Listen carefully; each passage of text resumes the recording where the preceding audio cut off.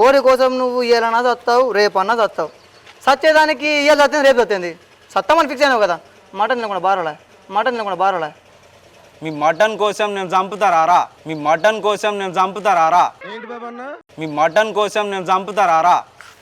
ఇజ్జత్ మానం ఉన్న మూవనివి నువ్వు. పోరి కోసం అతనికి మానం అనిపిస్తలే మరి నీకు? అయన్నొద్దు, పాయింట్కి రా.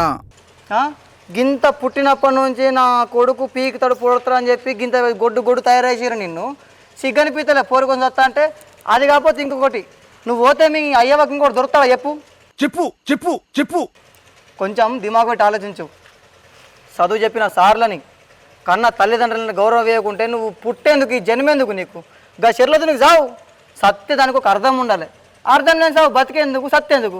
వేస్ట్ కానీ నువ్వు బతికిన బతుకు వేస్ట్. అరే ఆగుర్రా,